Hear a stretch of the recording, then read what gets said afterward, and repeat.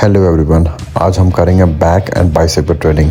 शुरुआत करेंगे 10 मिनट के स्ट्रेचिंग और वार्म अप के बाद wide grip late put down. यहाँ पे आपको ध्यान ये रखना है कि आपका चेस्ट जो होगा उसको हमेशा ऊपर रखिएगा और जब भी अपना हाथों को खोलिएगा तो हाथ को हमेशा पूरा ऊपर तक जाने दीजिएगा। हाथों को पूरा स्ट्रेट खोलिएगा। कई लोग क्या करते हैं, जब अपने हाथों को खोलते हैं तो बीच में लॉक कर लेते हैं, लेकिन नहीं, आप जब भी अपने हाथों को खोलिएगा तो पूरा स्ट्रेच करिएगा, होल्ड नहीं करिएगा। और सेकेंड एक्सरसाइज हम करेंगे न्यूट्रल ग्रिप। यहाँ पे आपने ध्यान दीजिएगा, पहले हमारा जो ग्रिप था वो प्रोनेशन ग्रिप था, यहाँ पे जो ग्रिप है वो न्यूट्रल ग्रिप है। इससे हम बैक की जो मसल्स है उसको हम चेंज करेंगे। यहाँ पे भी आप देखिएगा, जब मैं अपने हाथों को ऊपर लेके जा रहा हूँ तो पूरी कोशिश कर रहा हूँ कि उसे ऊपर लेके जाऊँ, एल्बो को होल्ड नहीं करना है। अब हम आते हैं थर्ड एक्सरसाइज है सीटेड ड्राइंग। अगर आपके जिम में केबल सीटेड ड्राइंग की फैसिलिटी है तो आप उससे कर सकते हैं। अगर मशीन की फैसिलिटी है तो मशीन से कर सकते हैं। ये आपके ऊपर है, डिपेंड करता है कि आप अपने बैक में जो स्ट्रेच है वो कहाँ ज़्यादा फील करते हैं, कॉन्ट्रैक्शन कहाँ से फील कर रहे हैं। अगर आप केबल के साथ कंफर्टेबल है तो केबल से करिएगा, अगर मशीन के साथ कंफर्टेबल है मशीन से करिएगा। बस दोनों खेल में आपको ये ध्यान देना है कि जब आप अपने हाथों को आगे की ओर लेके जाएंगे तो पूरा स्ट्रेच करना है। अब हम आते हैं straight arm cable pull down. इसमें आपको ध्यान ये रखना है कि जब भी आप अपने हाथों को लेके जाइएगा तो हाथों का रेंज इतना होना चाहिए कि आपका शोल्डर टू आगे जब जो हाथ जा रहा है वो 180 डिग्री होना चाहिए। आपका जो ग्रिप है वो आपके शोल्डर लाइन के ऊपर नहीं जाना चाहिए, क्योंकि कई लोग क्या करते हैं कि जब उस केबल को इस्तेमाल करते हैं तो वो झटके से ऊपर लेके जाते हैं, पर आपको ये काम नहीं करना है।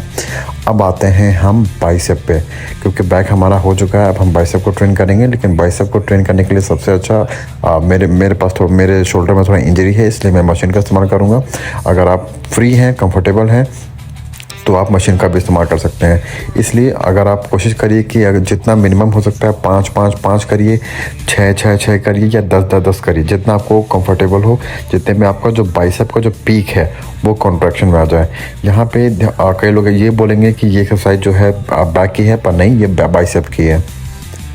अब हम आते हैं बाइसेप की दूसरी एक्सरसाइज। पहले हमने इससे पहले किया था वार्म अप अपने बाइसेप के मसल्स को एक्टिवेट करने के लिए। अब हम आते हैं बाइसेप की एक्सरसाइज। यहाँ पे डंबल को आपने देखा होगा, कई लोग सीधा लेके जाते हैं, लेकिन मैं डंबल को इनवर्ड लेके जा रहा हूँ ताकि मैं अपने बाइसेप की जो पीक है, शॉर्ट हेड है, उसको कॉन्टैक्ट कर सकूँ, उस पर ज़्यादा फोकस कर सकूँ। तो इसलिए अगर आपके पास बारबेल है तो क्लोज ग्रिप बारबेल से आप इसको परफॉर्म कर सकते हैं। अगर आप डंबल के साथ कंफर्टेबल है तो इस तरह से जैसे मैं कर रहा हूँ, आप डंबल को अंदर की ओर ले जा करके उसे एक्टिवेट कर सकते हैं। पर ध्यान दीजिएगा, मैं फिर से बता रहा हूँ, अगर आपके पास बारबेल है तो क्लोज ग्रिप बारबेल से आप कर सकते हैं। अगर आप डंबल के साथ कंफर्टेबल हैं तो आप डंबल के साथ करिएगा। अब हम आते हैं बाइसेप की एक और एक्सरसाइज, प्रीचर कर्ल। तो यहाँ पे हम करेंगे प्रीचर कर्ल, जो बहुत से लोगों की फेवरेट होती है। तो यहाँ पे आप बाइसेप की शॉर्ट हेड को एक्टिवेट करने के लिए, जो बाइसेप का अंदर का जो सर्किल होता है जो हम दिखाते हैं, उसको एक्टिवेट करने के लिए, उसको डेवलप करने के लिए बाइसेप के प्रीचर कर्ल है ये।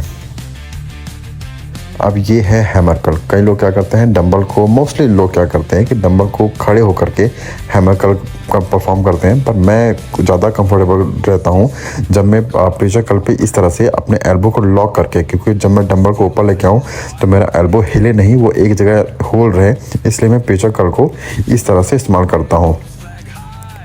और बेसिकली इसका एक रीज़न और भी है, क्योंकि जब हम डंबल को नीचे लेके जाते हैं तो मैं चाहता हूँ कि मेरा जो बाइसेप का जो मसल्स है वो पूरा का पूरा स्ट्रेच हो। इसलिए मैं कोशिश करता हूँ कि एल्बो को किसी भी मशीन का सपोर्ट लेने के लिए, ताकि मैं बाइसेप के रेंज को पूरा नीचे ले जा सकूँ और फिर उसे पंप कर सकूँ, एक्टिवेट कर सकूँ।